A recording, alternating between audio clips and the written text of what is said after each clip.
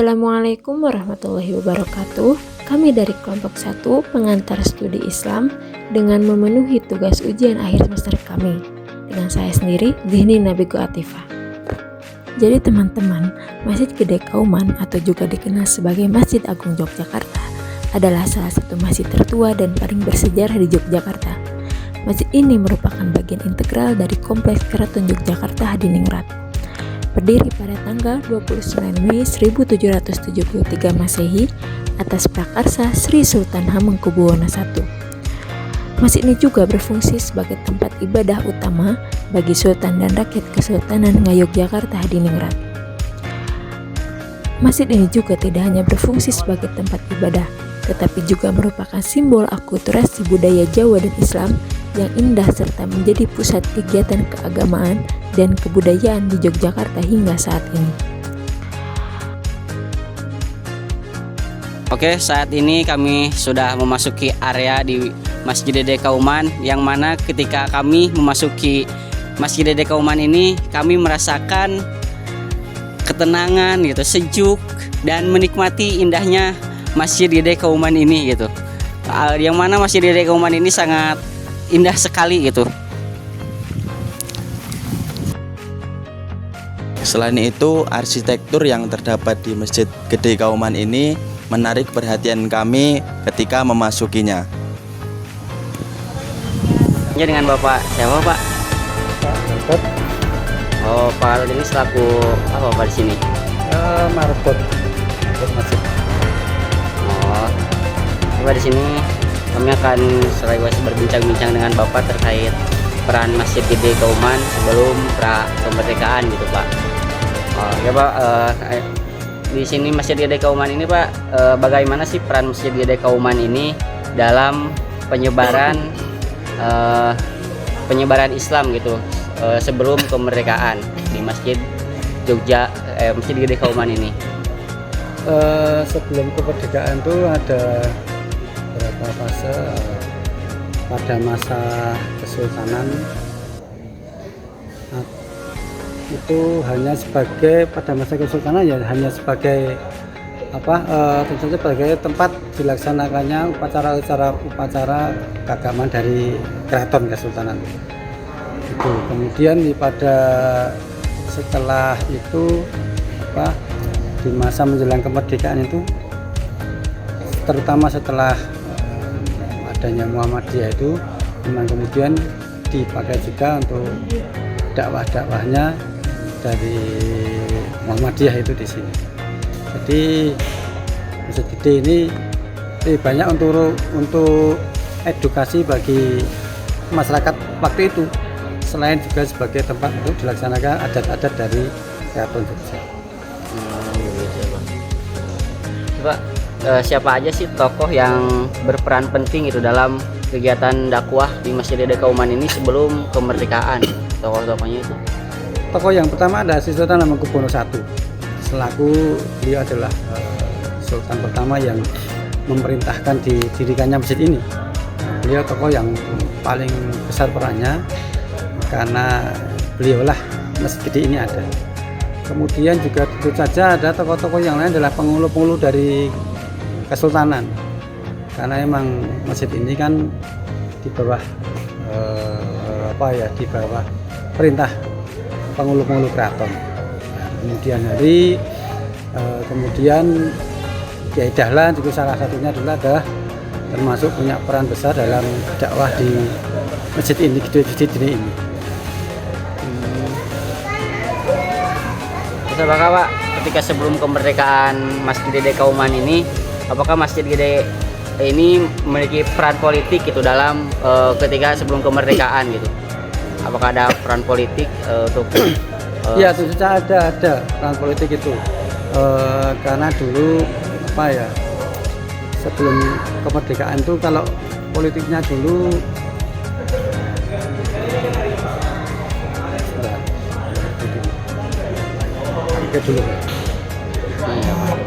peran politik ya begini, dulu oleh kolonial itu memang masjid itu dilarang untuk mengadakan acara yang berpolitik.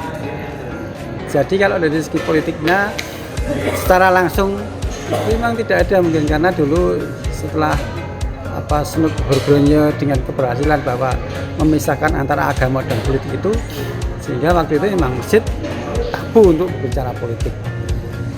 Tapi tentu saja dulu Kiai Dahlan, kemudian dan sebelum kemerdekaan Ki Bagus Hadikusumo juga banyak melakukan dakwah di sini. Tentu saja juga Kiai Pengulu yang waktu itu ada itu mengizinkan bahwa banyak dilakukan diskusi-diskusi di masjid ini, juga diselenggarakan juga oleh Kiai Dahlan dan murid-muridnya itu ya pengajian-pengajian yang mungkin lebih visioner gitu, lebih modern waktu itu, sehingga yang di sana itu nanti menjadikan mereka itu rasa kebangsaannya lebih kuat lagi ya, dari pengajian itu. Jadilah dari segi politik, tapi memang tidak ada kalau politik secara langsung, karena memang sudah ada pelarangan dari kolonial, tidak boleh membahas masalah negara, membahas masalah politik itu di dalam masjid. Terus Pak, bagaimana gitu peran Masjid Gede Kauman ini membangkitkan semangat kebangsaan itu, semangat para pejuang dalam perjuangan itu sebelum kemerdekaan itu. Ya kalau dulu kan mungkin dari ulama dulu kan memang mereka sangat terkekang ya, tidak bisa bebas berbicara, sehingga mungkin waktu itu yang dilakukan hanya mengajarkan bahwa misalnya cinta tanah itu sebagian dari iman, kemudian juga bahwa penjajahan itu juga dalam Islam itu tidak ada yang namanya penjajahan, tidak ada. Ya kira-kira seperti itu. Tapi kalau dalam terus kita harus bebaskan dari penjajahan itu nggak bisa, karena semua dulu diawasi oleh pihak pemerintah penjajah. Terus mengapa Pak peran ulama itu sering ditonjolkan gitu daripada tokoh yang lain gitu? Dalam ulama tonjolkan. Ulama yang mana ya? Maksudnya ya, siapa itu? Dari pendiri masjid ini gitu. Pendiri masjid ini kan kesultanan. Ya, ulama-ulama sekitaran. Ulama-ulama yang lain gitu. Apakah ada?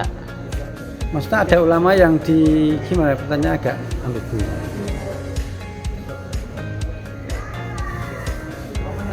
Gimana ya? Yang maksudnya apakah ada ideologi gitu dari yang di sini? Ya kalau ulama zaman dulu itu ya hanya mengajarkan bahwa bulwatul minal iman itu, bahwa cinta tanah air itu bagian daripada keimanan kita. Maka dulu dengan kalau ada acara-acara itu misalnya yang sifatnya massal, mereka yang itu diperuntukkan bagi misalnya untuk supaya masyarakat lebih misalnya negara punya gawe waktu itu. Nah, bagaimana supaya masyarakat itu membantu pemerintah waktu itu untuk dia mau berkegiatan, ya itu lagi dengan prinsip tadi hubul waton iman ini adalah kerjaan negara dan kamu wajib untuk mengikutinya kan, seperti itu. Kalau kamu ikut ya mungkin dapat pahala banyak gitu. Terus Pak, sebelum kemerdekaan ini, bagaimana sih peran dakwahnya itu dalam menyebarkan Islam gitu? Apakah dengan pengajian kah, apa bagaimana? Kalau di Masjid Gede ini sendiri, masjid ini ya hanya sebatas itu saja, hanya sebatas bahwa dipakai untuk pengajian, dipakai untuk itu. Dulu untuk kemerdekaan itu pasti tidak mungkin dibicarakan di tempat umum seperti ini, ya kan? Apalagi dulu penjajah Jepang itu sangat lebih ketat daripada penjajah Belanda waktu itu, sehingga tidak mungkin di masjid-masjid ini diceritakan bahwa kita harus melawan penjajah, nggak mungkin. Yaitu dilakukan oleh ulama-ulama di forum-forum yang lebih kecil lagi, yang lebih tersembunyilah dari awam gitu, dari umum gitu. Tidak mungkin mereka dulu memberikan kemerdekaan lebih rapat di masjid seperti ini. Semua orang tahu pasti oleh pemerintah ditangkap kan.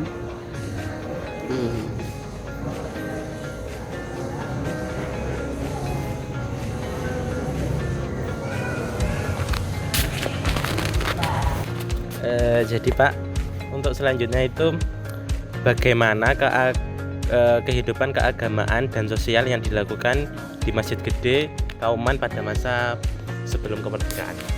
Kehidupan Sosial. kalau kehidupan sosial di Masjid Gede ya seperti masjid yang lainnya juga, hanya sebatas untuk peribadatan. Kemudian juga mungkin dulu ada pada masa dulu itu oleh Kiai Dahlan di sini sering pakai untuk kegiatan sosial, misalnya membagi-bagikan makanan lah untuk fakir miskin di seputaran alun-alun itu yang dulu sering dilakukan oleh Kiai Dahlan.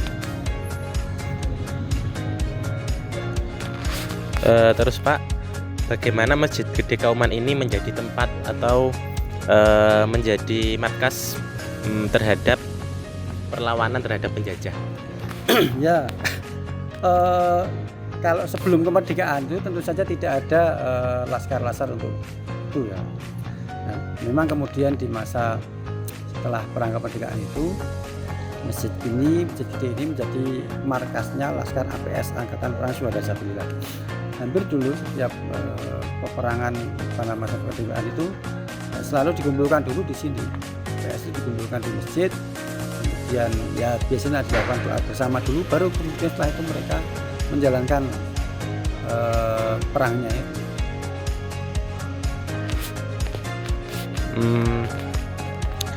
Bagaimana hubungan Masjid Gede Kauman dengan masyarakat Yogyakarta pada masa sebelum kemerdekaan, Pak?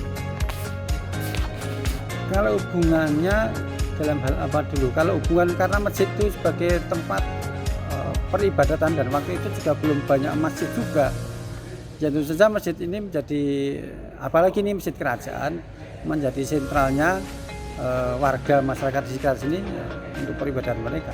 Ya hubungannya sebatas bahwa kita beribadah di masjid gitu aja.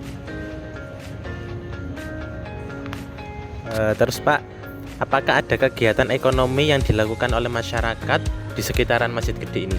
Sekarang atau dulu? Sebelum kemerdekaan. Tidak ada. Tidak ada loh. Kalau ekonomi dulu yang itu tidak ada. Ya mungkin seperti sekarang itu dulu kalau ada Maulud Nabi itu mungkin ada yang kemudian ada sekaten, mungkin kemudian ada yang banyak berjualan di sekitar sini saja. Tapi kalau secara khusus yang diselenggarakan untuk ekonomi harian kok saya belum pernah ada ceritanya. Kalau sekarang ya cuman jual-jual itu. Kalau masjid sendiri secara resmi tidak mengadakan. Itu kan masyarakat yang ingin mencari nafkah saja di depan halaman masjid. Terus Pak, bagaimana Masjid Gede Kauman ini menjadi simbol identitas bagi masyarakat Yogyakarta pada sebelum kemerdekaan itu? Simbol identitas, saya nggak tahu. Bagaimana menjadi simbol identitas? Maksudnya apa? Saya juga belum paham. Simbol identitas itu kayak menjadi apa ya? Kayak menjadi bagian dari masyarakat Jogja gitu. Ya tentu saja karena ini adalah masjid kesultanan. Waktu itu masyarakat masih sangat patuh pada kerajaan, sehingga ya masyarakat tentu saja menjadi simbol bahwa Masjid Gede ini ya keraton yang Masjid Gede ini.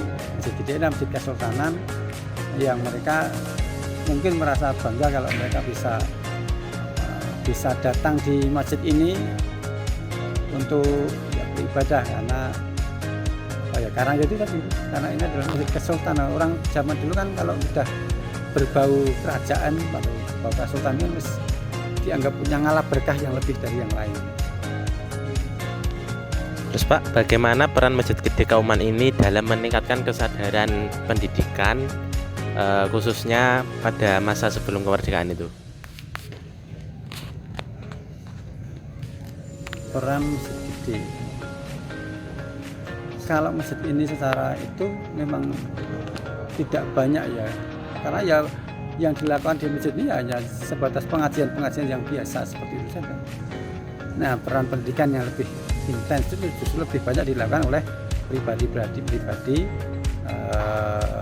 yang berada di sekitar masjid ini. Misalnya kemudian ada sekolahan, itu kan bukan tidak di masjid ini. Adanya pengajian-pengajian yang lain kan juga tidak di masjid ini. Masjid ini ya sebatas pada bahwa ini tempat untuk beribadah. Terus Pak, apakah masih ada gitu praktek-praktek keagamaan atau budaya yang dari sebelum era kemerdekaan sampai saat ini?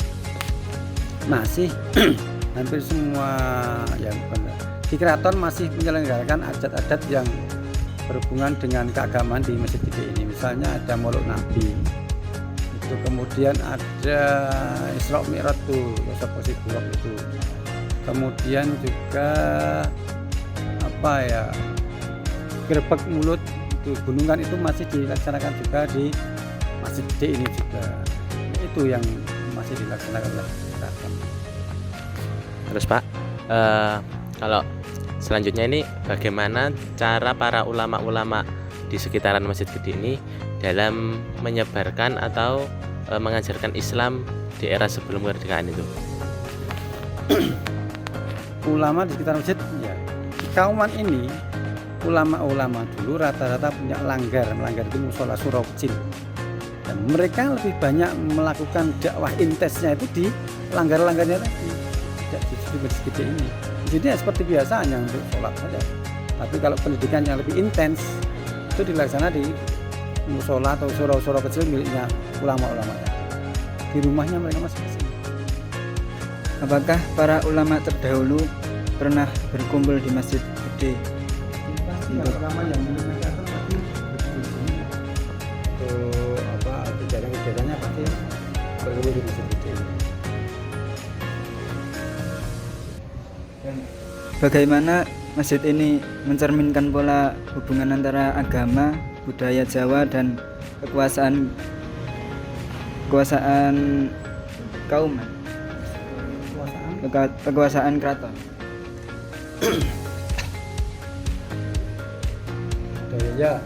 Hubungan budaya waktu itu yang di keraton, adat-adatnya masih dilakukan di Masjid Gede ini. Kemudian agama, ya,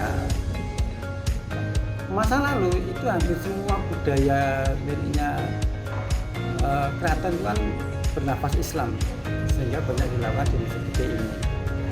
Kemudian ya itulah keraton sebagai penguasa, sebagai yang pemilik Masjid Gede ini, maka kemudian juga melakukan ritual-ritual budayanya itu di Masjid Gede ini, sehingga sudah otomatis nyambung sendiri. Bagaimana pengaruh kebijakan kolonial Belanda terhadap aktivitas keagamaan di Masjid Gede Kauman? Ya, kolonial itu sangat membatasi kegiatan di masjid-masjid pada saat itu, sehingga masjid tidak bisa berkegiatan dengan bebas. Semua, bahkan dulu kan setiap ada ceramah kecil pasti ada pengawas dari kolonial. Nah, jadi sehingga masjid itu punya peran yang sangat terbatas sekali terkait kolonial.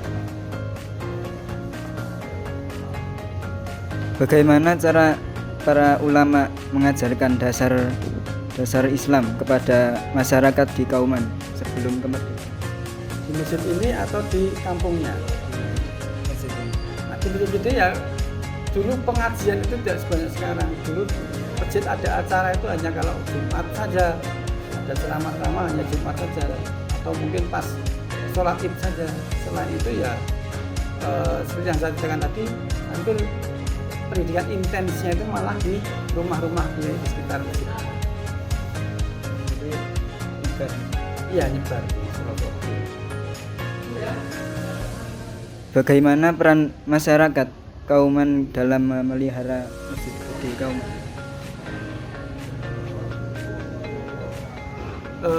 Sebelum kemerdekaan, masjid ini kan memang dikelola oleh keraton, ya, sehingga yang waktu itu yang bertugas di sini itu hanya abdi dalam keraton itu.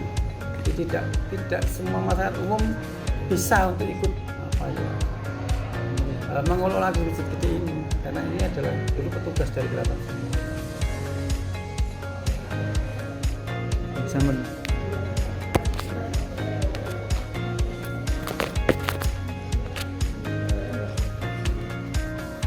Baik Pak, kalau untuk selanjutnya ini kan Masjid Gede ini kan masjid kesultanan ya. Apakah di setiap bangunan ini terdapat sebuah filosofi atau peninggalan-peninggalan artefak seperti itu? Ya, masjid ini dibangun ya sudah seperti ini. Peninggalannya kalau bersudut kitab-kitab tidak ada. Saya belum pernah melihat. Saya tidak tahu ada atau tidak, tapi saya belum pernah melihat. Dulu ada beduk, tapi kemudian sudah dikembalikan ke keraton lagi. Yang artefak yang tertinggal ya sekarang yang ada di sini itu. Semua ini artefak. Terus Pak, ini kan di masjid ini kan banyak ukiran-ukiran ya. Nah, apakah ukiran-ukiran ini terdapat sebuah makna tersendiri atau bagaimana gitu? Ya, setiap ukiran di masjid ini memang ada makna-makna sendiri. Contohnya ada lunglungan. Lunglungan itu kan misalnya dari kata tulung-tulungan, yang itu kan merupakan dakwah bahwa setiap manusia itu harus punya sifat rasa tolong menolong supaya hidup itu menjadi lebih mudah kan itu. Itu contohnya makna ukiran. Terus Pak, apakah pembangunan Masjid Gede Kauman ini berbarengan gitu sama dengan Kampung Kauman ini? Dibangun masjid dulu, masjid dibangun, baru kemudian Kampung Kauman terbentuk. Kenapa? Kampung Kauman ada itu karena merupakan domisili atau tempat tinggalnya orang-orang yang ngurusin masjid gede. Jadi kalau mana yang lebih dulu masjidnya daripada Kampung Kauman. Terus Pak, di tembok-tembok situ kan ada kayak tulisan-tulisan gitu. Ya. Nah, apakah di situ tuh ada kayak makna tersendiri gitu? Ya, itu ukiran-ukiran itu ada bisa berisi peristiwa. Setiap peristiwa yang ada di besar di masjid gede ini dituliskan di tembok itu. Misalnya di dekat pintu itu yang sebelah kanan itu kan tentang berdirinya masjid gede ini, pintu utama yang sana ini. Dua itu sama intinya tentang pendirian masjid gede ini, hanya satu dalam bahasa Arab lalu bahasa Jawa. Kemudian yang sampingnya ini itu tentang berdirinya Serambi ini. Ya, itu ada dua yang sampingnya itu tadi tentang berdirinya Serambi. Kemudian yang sebelah luarnya lagi itu tentang di renovasi sirap atau atap masjid gede ini. Kemudian yang di sebelah paling luar itu tentang robohnya Serambi masjid gede ini. Itu. Oh, jadi Serambi masjid ini tuh pernah roboh ya Pak? Ya, Kira-kira ketika kapan itu? kejadiannya tahun 1867 karena ada gempa besar di Jogja, kemudian merobohkan Serambi masjid gede. Terus Pak, apakah ada nilai tersendiri dalam bentuk kubah masjid gede ini? Karena saya lihat itu kubahnya itu berbeda dengan masjid-masjid yang lain. Ya, kubahnya di masjid gede ini kan berbentuk godo. Godo itu simbol angka 1, itu simbol bahwa itulah tauhid. Kemudian di sampingnya ada godong luweh, dari kata linuweh. Ya, manusia itu sama, yang punya kelebihan Allah, linuweh. Kemudian ada juga misalnya ada bunga, namanya bunga. Pokoknya ada bunga di sampingnya itu, saya bilang kembang itu seperti bunga matahari, bahwa ketika orang sudah mencapai keislaman yang baik, dia itu kemana-mana seperti matahari membawa pencerahan. Terus Pak, di Serambi ini kan ada ukiran-ukiran ya. Nah, apakah ukiran-ukiran di Serambi ini itu ada nilainya tersendiri gitu? Ya, itu tadi misalnya lunglungan itu di atap itu ada lunglungannya itu tadi dari kata tulung-tulungan. Nah, kemudian apalagi ada itu nanas itu dari kata binas atau nanas.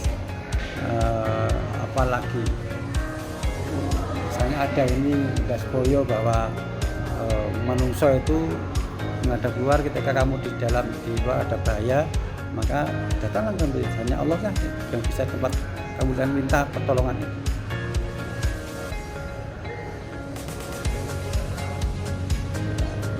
Baik Pak, kurang lebihnya itu saja. Selebihnya mohon maaf dan terima kasih. Marilah kita menjaga dan melestarikan nilai sejarah dan makna agar tetap hidup di tengah-tengah kita, dan kita dapat mewariskan keindahan Masjid Gede Kauman pada generasi setelah kita, supaya mereka bisa menyaksikan keindahan Masjid Gede Kauman Yogyakarta. Demikian perjalanan kami, selebihnya kami mohon maaf. Wassalamualaikum warahmatullahi wabarakatuh.